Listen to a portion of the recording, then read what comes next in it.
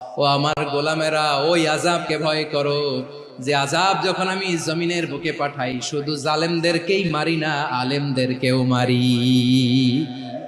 আযাব যখন আসে তখন শুধু জালিমই মরে না, আলেমও মরে। জানেন মুসা আলাইহিস সালামের পায়ে একবার একটা লাল পিঁপড়া, তো উনি রেগে মেগে পাশি দেখে লাল পিঁপড়ার বাসা, পা দিয়ে ডলে মুছে সবগুলো পিঁপড়া মেরে ফেলছে।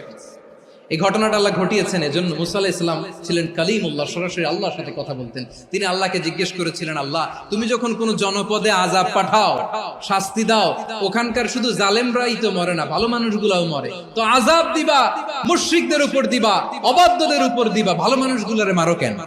আল্লাহ বললেন, মুসা তোমার যে কামড় দিছিল পায়ের মধ্যে পিঁপড়া, কয়টা পিঁপড়া? একটা পিঁপড়া, তো সবগুলারে মারলা কেন? রেগে মেগে পুরো পিঁপড়ার বাসা ভেঙে ম্যাসাকার করলা কেন? আমি যখন অ্যাকশনে যাই, আমি যখন শাস্তি দেই, তখন এত বাস বিচার করা হয় না, বাস বিচার করা যায় না। যখন অ্যাকশনে যাওয়া হয় ওইটা ডাইরেক্ট অ্যাকশন হয়ে যায়। চিল্লায় বলো ঠিক কিনা?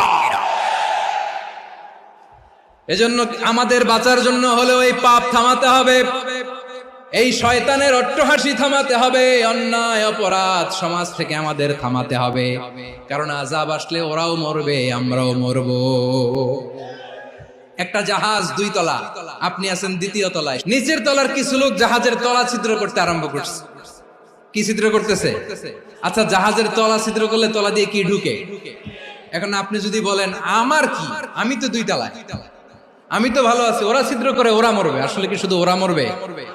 তলা দিয়ে যখন পানি ঢুকবে, জাহাজ ঢুকলে আপনিও মরবেন। এজন্য নিজে মরার আগে ওই পাগলগুলোর নিচতলায় যে থামাতে হবে। চিল্লায় বলেন ঠিক কিনা? এজন্য আল্লাহ বললেন মুনকার প্রতিরোধের দায়িত্ব সমাজের টপ টু বটম সবার। এজন্য মুনকার প্রতিরোধ করার দরকার আছে না নাই? সমাজে এই যে ইফটিজিং হয়, আপনার বোনের বয়সী একটা মেয়েকে কিছু বখাটে টিটকারি করে, এই বলে সেই বলে, নোংরা কথা বলে, রাস্তায় দেখেও আপনি পাশ দিয়ে না দেখার মতো চলে যান কেন? আপনি দাঁড়ান না কেন?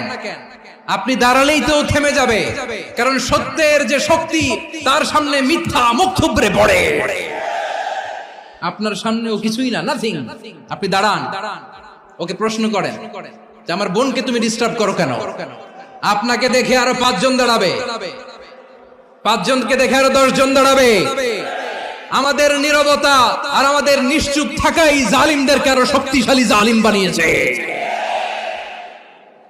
এজন্য মুনকার প্রতিরোধের দায়িত্ব আমাদের সবার। টেন্ডারবাজি, চাঁদাবাজি, দুর্নীতি, অপরাধ, দখলদারিত্ব, মজুদদারি, এগুলো সবকিছু একসাথে প্রতিরোধ করতে হবে। ঠিক কিনা বলেন?